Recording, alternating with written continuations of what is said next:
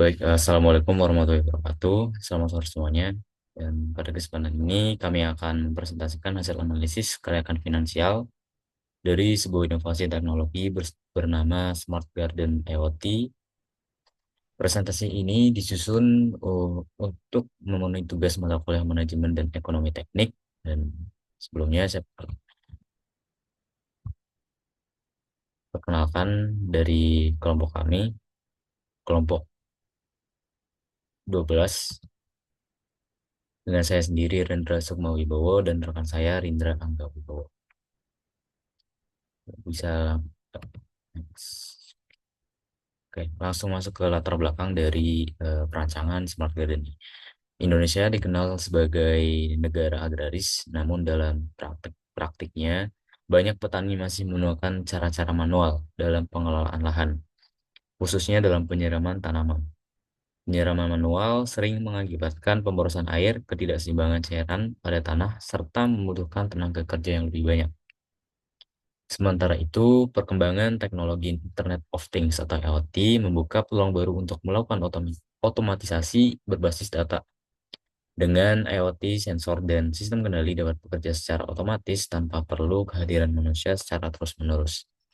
Karena itu, kami mengembangkan Smart Garden IoT sebagai solusi penyiraman tanaman otomatis yang dapat memonitor kondisi tanah secara real-time. Produk ini sangat berpotensial digunakan oleh UMKM pertanian karena harganya terjangkau, mudah dipasang, dan efektif meningkatkan efisiensi. Lalu pada tujuan dari eh, perancangan Smart Garden ini, yang pertama menjelaskan konsep dan rancangan Smart Garden IoT sebagai solusi otomatisasi penyiraman, dan yang kedua melakukan analisis kelayakan finansial menggunakan NPV, IRR, PP, dan BIP. Dan yang terakhir menentukan keputusan investasi apakah produk layak dikembangkan secara komersial.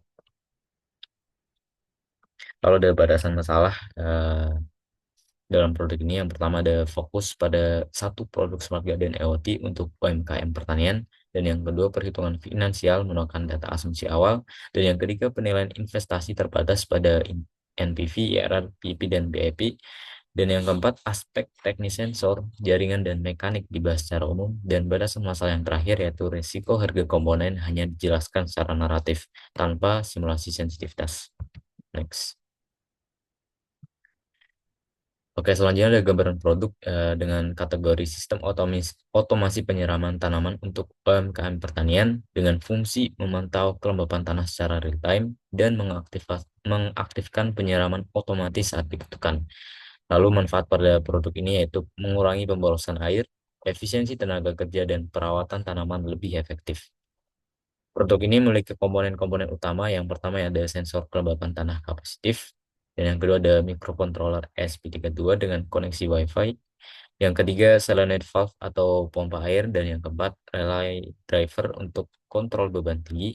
Yang kelima ada dashboard EOT untuk monitoring jarak jauh, dan yang terakhir ada sumber daya listrik yaitu berupa adaptor atau baterai. Dengan kontrol dapat diakses melalui smartphone memungkinkan pemeliharaan tanaman dari mana saja.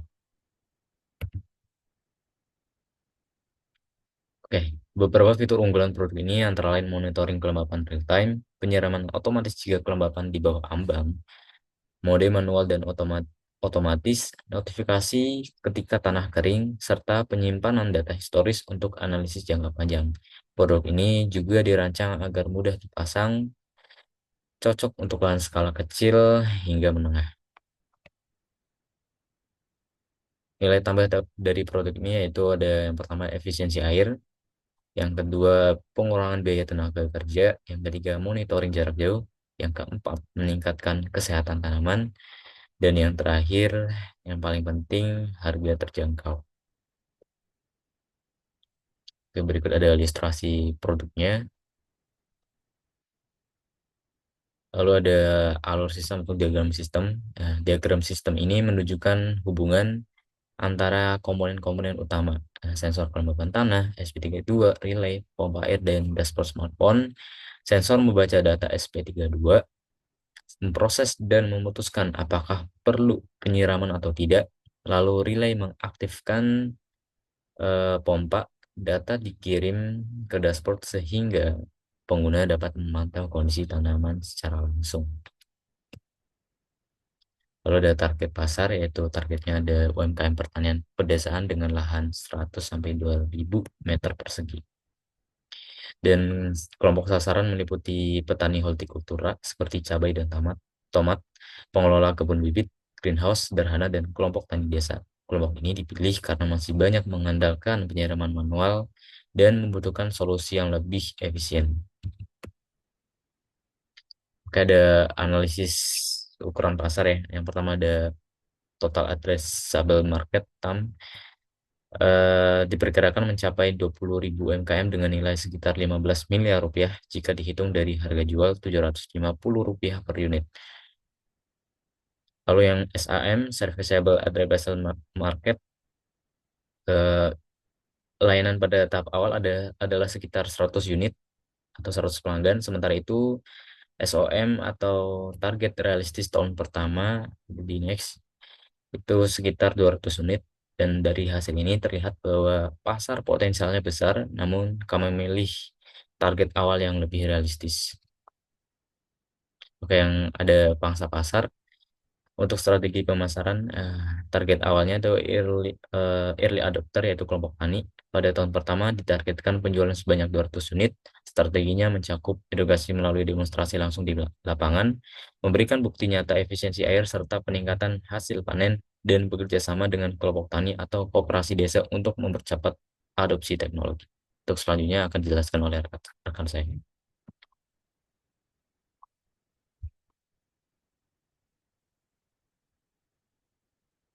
Baik, di sini saya akan menjelaskan terkait dengan kelanjutan dari PPT ini. Dan untuk next, ini merupakan asumsi dari dasar finansial. Jadi beberapa asumsi yang telah kita gunakan dalam perhitungan keuangan. Dengan harga jual yang kita patok adalah 750.000 per unit. Kemudian biaya produksinya 450.000 per unit. Kemudian pertumbuhan penjualan itu sekitar 10% ya per tahun, dan biaya operasional tetap itu 10 juta rupiah per tahun. Kemudian investasi awal yang dibutuhkan adalah 50 juta rupiah dengan umur proyek 5 tahun dan tingkat diskonto pas 10%. Oke, mulai next.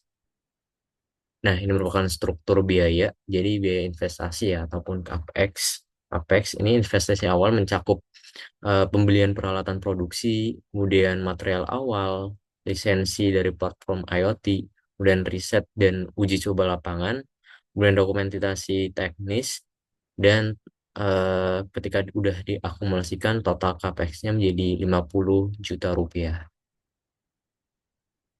Selanjutnya merupakan struktur biaya atau biaya operasional, maaf tadi biaya investasi. Jadi biaya operasional ini terdiri dari bahan baku produksi, kemudian tenaga kerja, biaya pemasaran ataupun marketing dan distribusi, kemudian maintenance system atau maintenance server IoT, kemudian ada administrasi dan juga layanan pelanggan, kemudian biaya tetap ini ditetapkan pada 10 juta per tahun, dan biaya variabel juga mengikuti produksi per unitnya. Next, di sini ada proyeksi pendapatan. Proyeksi pendapatan 5 tahun ini menunjukkan tren kenaikan. Tahun pertama diperoleh pendapatan 150 juta rupiah dari penjualan 200 unit. Tahun kedua mendapatkan 165 juta rupiah dari total penjualan 220 unit. Kemudian tahun ketiga meningkat jadi 180 juta 1.500 rupiah dari 242 unit, dan seterusnya. Pendapatan meningkat konsisten sering pertumbuhan permintaan. Kenaikan ini didorong oleh ya pertumbuhan permintaan serta kematangan pasar. Boleh next. Oke, ini merupakan net cash flow ya atau arus kas bersih. Jadi arus kas bersih ini juga menunjukkan peningkatan yang stabil pada tahun pertama. Pada tahun pertama arus kas mencapai 46 juta rupiah dan meningkat hingga hampir mematok 69 juta rupiah. Salah satu faktor yang membuat arus kas besar di tahun awal ini adalah penyusutan MACRS yang mengurangi pajak pada tahun awal. Proyek ini menunjukkan likuiditas baik dan profit stabil. Arus kas yang kuat mendukung kelayakan investasi jangka panjang. Ini adalah NPV yang telah kita hitung di dalam Excel sebelumnya. Jadi perhitungan NPV ini dengan tingkat diskonto 10% menghasilkan angka positif sebesar 164 juta rupiah. Dan karena nilai ini bisa disimpulkan, maka proyek Smart Garden IoT ini secara finansial layak untuk dikembangkan. Kemudian ada IRR yang kita hitung juga di Excel. Perhitungan internal rate of return atau IRR ini menunjukkan nilai IRR sebesar 99%, jauh di atas maksimum attractive rate of return sebesar 10% atau MARR. Jadi kesimpulan yang bisa kita ambil di sini adalah tingkat pengembalian investasi sangat tinggi dan jauh melampaui dari standar minimal yaitu 10%. Kemudian ada payback period. Ini periode pengembalian modal adalah sekitar 1,08 tahun atau 1 tahun 1 bulan ya. Kemudian ini menunjukkan bahwa risiko finansial sangat rendah karena modal awal dapat kembali dalam waktu yang sangat singkat. Selanjutnya adalah BEP atau break even point. Di sini menunjukkan untuk mencapai titik impas diperlukan penjualan sebesar 112 unit atau setara dengan 83 juta rupiah. Angka ini sangat realistis untuk dicapai pada tahun pertama, di mana target penjualan adalah masih 200 unit. Oke, terakhir merupakan kesimpulan dari pemaparan ataupun dari proyek yang telah kita buat. Berdasarkan dari seluruh hasil analisis, dapat disimpulkan bahwa Smart Garden IoT System ini terbukti layak untuk dikembangkan sebagai solusi otomasi penyiraman tanaman bagi UMKM pertanian. Dan sistem ini memberikan efisiensi air, pengurangan tenaga kerja, serta monitoring real time yang meningkatkan kualitas budidaya. Dari sisi finansial sendiri, NPV positif di angka 164 juta rupiah dan IRR juga sangat tinggi sebesar 99%. Kemudian payback period cepat ini 1,08 tahun atau 1 tahun 1 bulan. Kemudian BEP rendah 112 unit.